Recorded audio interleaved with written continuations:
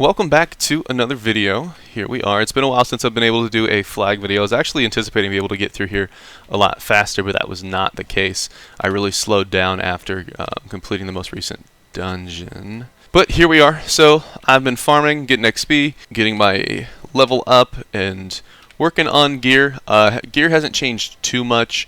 I was able to upgrade one of my legendaries all the way, so that was a nice about 80 TS boost. So my main goal for the free-to-play is I want to get through all the flags as fast as possible, and I'm really hoping and trying to get the Woost schematic, and that is something that we talked about in previous videos. So this is the 5th flag in Ashland, which means it's the Aramore realm. We're going to be seeing familiars in here from that 5th zone.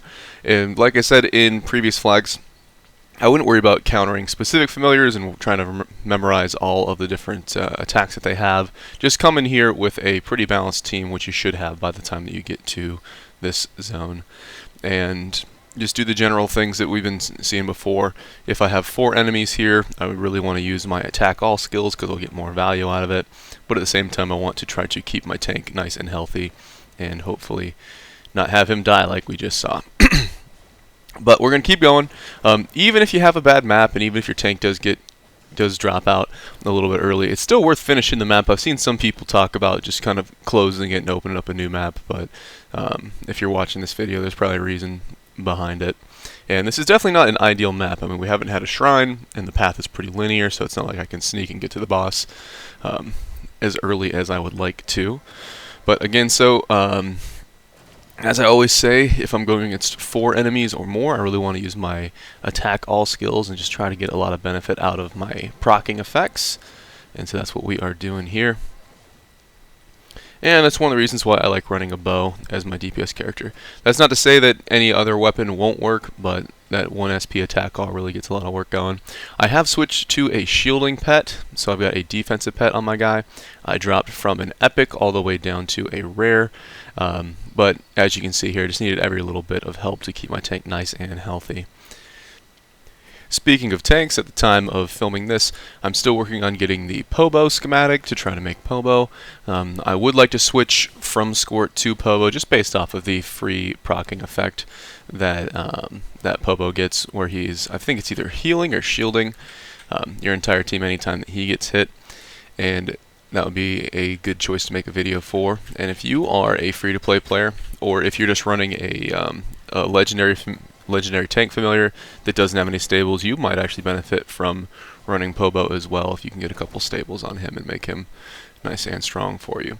So we just saw the final boss here. He is a healing familiar and he's not going to have a massive damage output, so there's a good chance that this fight will go our way. Our tank is down.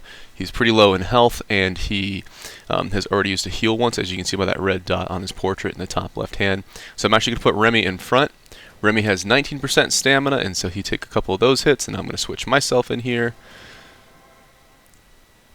and just try to spread out this damage a little bit. Now the Melvin in the penguin suit actually can do a significant amount of damage, so I am going to shuffle a little bit, and I'm considering trying to take him out early with snipes or with my mount skill.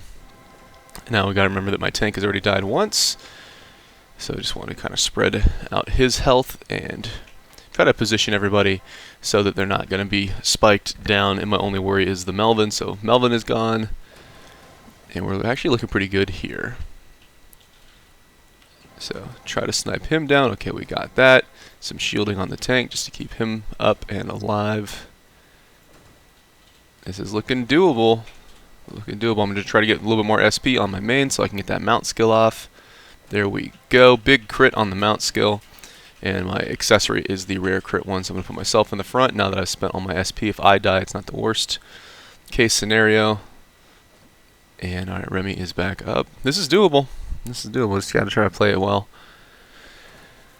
Okay. So far, my main character has not died yet, so if anybody goes down, it's preferably him. So I'll leave him in the front. Boom. Okay, he's down. And what you see me doing here is just essentially spreading out the damage as much as possible and trying to be a little bit smarter about the heals. So this was a Suboptimal map. It was very linear, so I couldn't skip to the boss. I didn't have any shrines. Didn't really have any luck. The only benefit that we had is we got the dungeon boss here that is a healer, and so he's not a ton of DPS. But this is doable. Here we go. Boom. All right, so another flag down, and it looks like I'll be seeing you guys in the next video.